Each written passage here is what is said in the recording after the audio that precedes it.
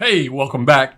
Now, we're going to give you some bonus ChatGPT prompts if you get this prompt strongbox. It's very easy for us to transfer the URL for the prompt you choose, and then you can put it into your Chrome browser. As long as you're logged into prompt strongbox, then it's going to copy it into your profile. The way that you get these bonus ChatGPT prompts from us, you will have to buy from our link. Or if you've already bought from our link, I'll send you the Notion doc with it. Let me show you what you're going to get with bonus prompts, and this video will show you how to load it.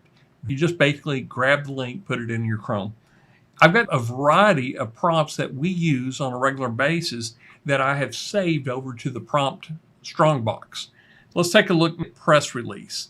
I'll give you a short description, and then you would click this link, and it's going to put it into your prompt strongbox automatically for you. Okay?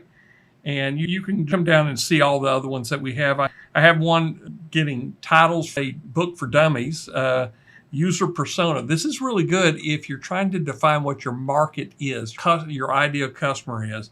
Marketing emails, website research.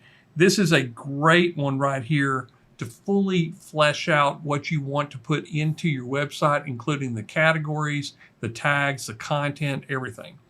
As you can see, this is all marketing type of items in here, but you're going to get all of 12 of them right now. I'm going to be adding to this periodically, and basically you just grab the link and you're ready to go. So hopefully you've enjoyed using Prompt Strongbox. I know it's a very simple concept, backing up your prompts, but you really need to do that, and this makes it super easy to do.